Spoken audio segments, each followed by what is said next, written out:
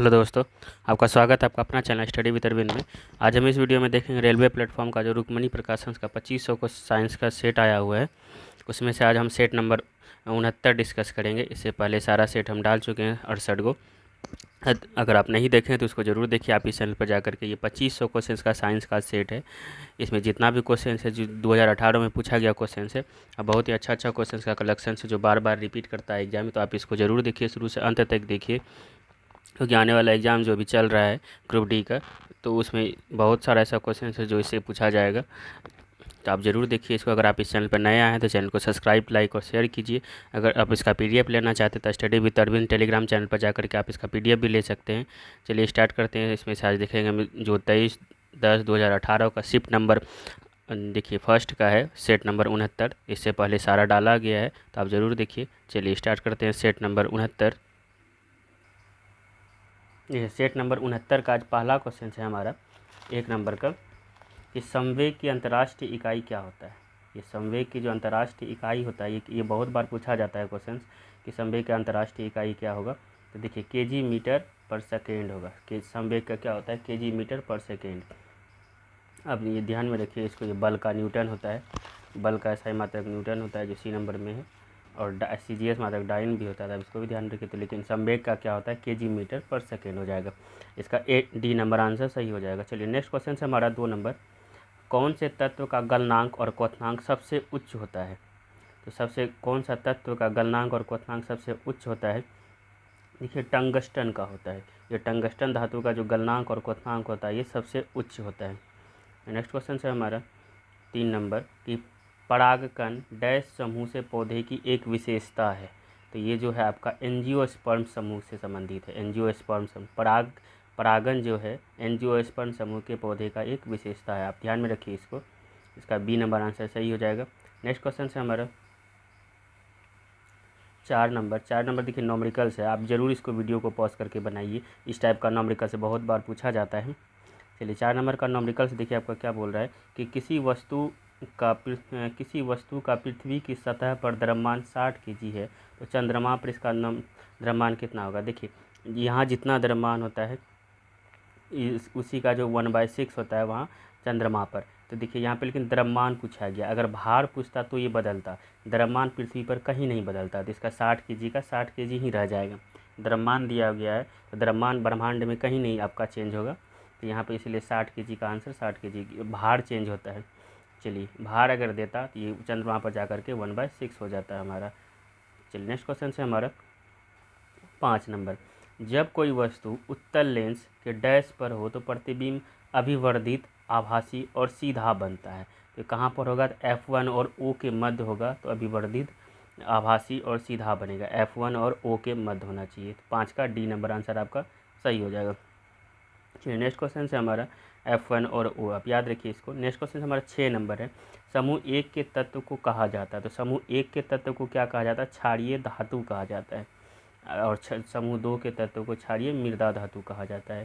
चलिए next question है हमारा 7 नंबर। देखिए 7 नंबर क्वेश्चन क्या बोल रहा है, कि एक धातु के उस गुण को क्या कहा जाता है जिससे उसकी सतह चमकदार होती है। तो ये जो होता है धात्विक चमक बोलते हैं उसको। धातु के उस गुण को क्या कहा जाता है जिसमें उसकी सतह चमकदार होती है, तो धात्विक चमक कहा जाता है। चलिए नेक्स्ट क्वेश्चन है हमारा 8 नंबर। अनावृत बीजी यानी जिम्नोस्पर्म को आमतौर पर डैश प्रकार के बीजों के रूप में जाना जाता है, क्योंकि उनमें फूल नहीं लगते हैं और उनके बीज एक विशेष अंडाशय में निहित होने के बजाय पौधों की प्रजनन संरचनाओं की सतह पर विकसित होती है। तो इसको क्या बोलते हैं हम, अनावृत बीजी बोलते हैं, अनावृत बीजी पौधा।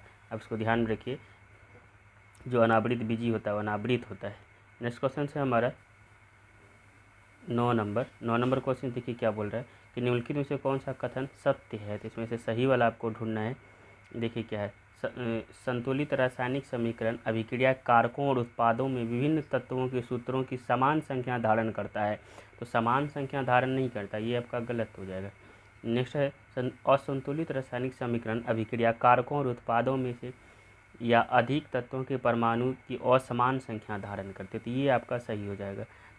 केवल 2 नंबर आपका जो है सही है यहाँ पर। असमान संख्या का धारण करती है वो, समान संख्या नहीं रहता है। चलिए नेक्स्ट क्वेश्चन से,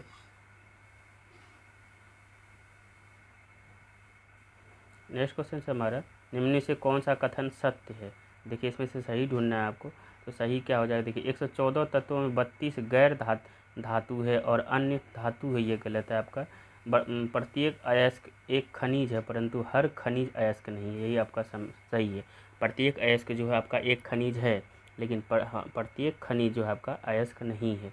तो 2 नंबर जो है आपका सही है, यानी बी नंबर आंसर आपका सही हो जाएगा। चलिए नेक्स्ट क्वेश्चन से हमारा कि 25 डिग्री सेंटीग्रेड पर विभिन्न माध्यमों में ध्वनि की चाल के बारे में निम्नलिखित में से कौन सा कथन सत्य या असत्य है। देखिए इसमें से क्या हो जाएगा आपका कि समुद्री जल में ध्वनि की चाल 15 से 31 होता है, ये आपका गलत है। जल आशुद्ध जल में ध्वनि की चाल 1498 होता है, 1498 होता है। देखिए इसमें से आपका 2 नंबर जो है ये सही है, ये वाला आपका सही है। यानी कि आशुद्ध जल में जो ध्वनि की चाल होती है वो 1498 होता है, लेकिन ये समुद्री जल का ये ध्वनि की चाल ये नहीं होता है। ये 2 नंबर आशुद्ध जल का ध्वनि की चाल कितना होता है, 1498। अब इसको ध्यान में रखिए। चलिए नेक्स्ट क्वेश्चन से हमारा, 1 डिग्री सेंटीग्रेड जब अगर टेम्परेचर बढ़ाते हैं किसी का तो 0.61 मीटर पर सेकेंड आपका तापमान बढ़ जाती है, ये भी याद रखिए आप। जब किसी भी चीज़ का अगर 1 डिग्री सेंटीग्रेड बढ़ाएंगे तो 0.61 आपका उसका तापमान बढ़ जाएगा। चलिए नेक्स्ट क्वेश्चन से हमारा, ध्वनि की गति। उस शब्द का चयन करें जो तीसरे शब्द से उसी तरह से संबंधित है जैसा दूसरा शब्द पहले शब्द से। दिल कार्डियोलॉजिस्ट, और हड्डी क्या हो जाएगा आपका, तो ये ऑर्थोपेडिस्ट हो जाएगा। देखिए दिल का डॉक्टर को क्या बोलते हैं, कार्डियोलॉजिस्ट बोलते हैं हृदय वाला, और हड्डी वाला को क्या बोलते हैं, ऑर्थोपेडिस्ट बोलते हैं। आपका 12 का बी नंबर आंसर सही हो जाएगा। चलिए नेक्स्ट क्वेश्चन हमारा 13 नंबर है। देखिए 13 नंबर क्वेश्चन क्या बोल रहा है आपका, डैश प्रकाश रासायनिक अभिक्रिया नहीं है। कौन ऐसा है जो प्रकाश रासायनिक अभिक्रिया नहीं है, तो नाइट्रोजन हाइड्रोजन से अमोनिया का संश्लेषण। नाइट्रोजन और हाइड्रोजन से अमोनिया का संश्लेषण जो है क्या है, रासायनिक अभिक्रिया नहीं है। आपका 13 का ए नंबर आंसर आपका सही हो जाएगा। नाइट्रोजन और हाइड्रोजन से अमोनिया का संश्लेषण ये रासायनिक अभिक्रिया नहीं है। छायाचित्र फोटोग्राफी है, प्रकाश संश्लेषण है, मीथेन का मुक्त मिलना क्लोरीकरण ये सब है, लेकिन नाइट्रोजन से हाइड्रोजन से अमोनिया में संश्लेषण रासायनिक अभिक्रिया आपका नहीं है। रासायनिक में होता है कि दोबारा नहीं मिल पाता है, भौतिक में फिर से मिल प्राप्त हो सकता है हमको। तो नेक्स्ट क्वेश्चन से हमारा 14 नंबर कि किसी वस्तु द्वारा अपनी स्थिति या आकार लेने की वजह से लगने वाले ऊर्जा को क्या बोलते हैं। स्थिति या आकार के लेने की वजह से जो स्थिति में बदलाव होगा उसको हम स्थितिज ऊर्जा बोलते हैं, और इसका फॉर्मूला क्या होता है आपका, mgh होता है, mgh होता है। इसका फॉर्मूला आप याद रखिए, गतिज ऊर्जा का हाफ mv² होता है। चलिए नेक्स्ट क्वेश्चन से इसका क्या हो जाएगा आपका, स्थितिज ऊर्जा हो जाएगा। नेक्स्ट क्वेश्चन से कि 14 वोल्ट के विभवांतर 2 कूलम के बीच 14 वोल्ट के विभवांतर 2 बिंदुओं के बीच 5 कूलम आवेश का हस्तांतरित करने में किया गया कार्य। देखिए इसका फॉर्मूला होता है W बराबर Q इंटू V होता है। तो पूछा क्या आपका, देखिए किया गया कार्य पूछा है, यानी W ही पूछा। तो Q दिया हुआ है आपका 5 कूलम और V दिया हुआ है आपका 14 गुना 5 कीजिएगा तो कितना हो जाएगा, 70 जूल हो जाएगा, और कार्य पूछा है तो जूल में ही आंसर आएगा। तो इसका आंसर क्या हो जाएगा, ए नंबर। चलिए नेक्स्ट क्वेश्चन से हमारा 16 नंबर, देखिए इसका ए नंबर आंसर सही हो जाएगा। 16 देखिए, जब किसी वस्तु को पानी में डुबोया जाता है तो उस पर ऊपरी बल कार्य करता है, तो इस बल को क्या कहा जाता है। जब किसी वस्तु को पानी में डुबोया जाता है तो उस पर एक ऊपरी बल कार्य करता है, तो इस बल को हम क्या बोलेंगे, तो उत्प्लावक बल बोलेंगे। आप इसको ध्यान में रखिए, क्या बोलेंगे उस बल को, उत्प्लावक बल बोलेंगे।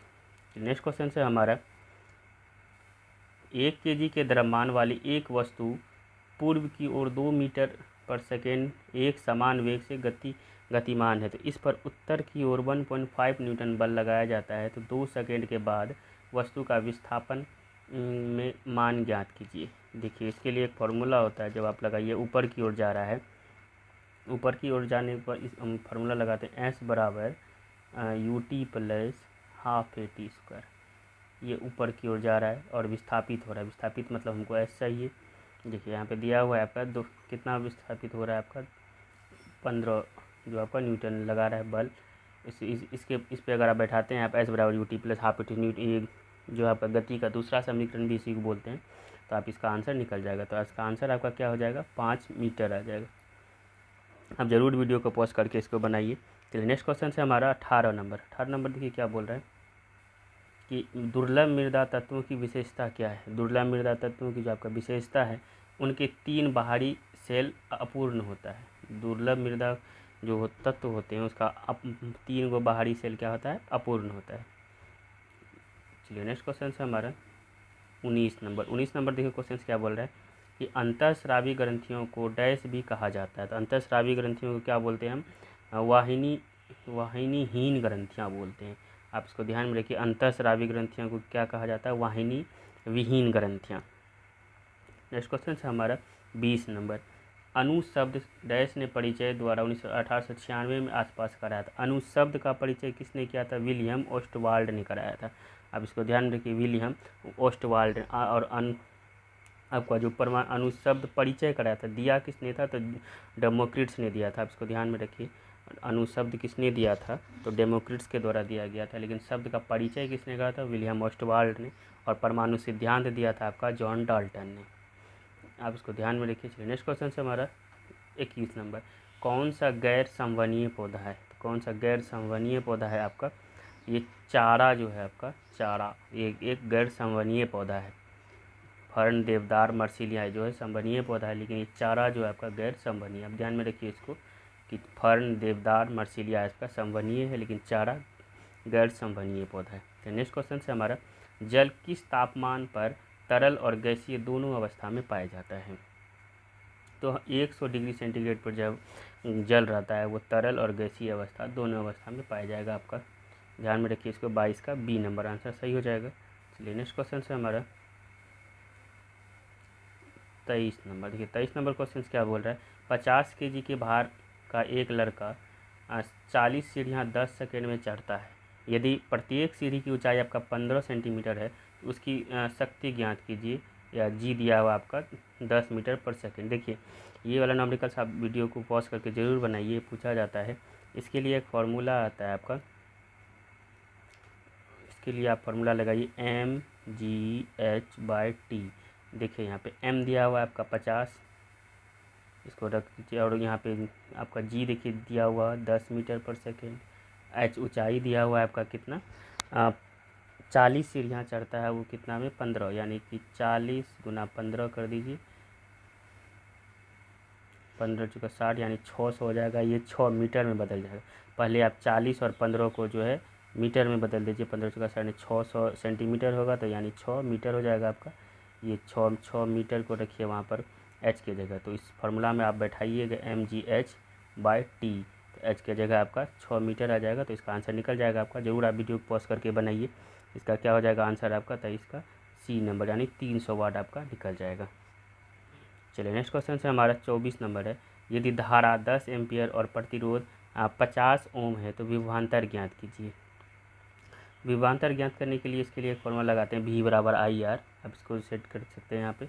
इसके लिए हम V बराबर IR लगाएंगे। देखिए एम्पियर धारा दिया है आपका 10 और प्रतिरोध दिया है ओम, तो विभवांतर निकल जाएगा 50 गुना 10 हो जाएगा आपका यहाँ पे। तो कितना हो जाएगा यहाँ पे 500 वोल्ट आ जाएगा, यानी कि 26 का देखिए यहाँ पे पूछा क्या है, धारा दिया हुआ है, प्रतिरोध दिया हुआ है, तो विभवांतर पूछ रहा है।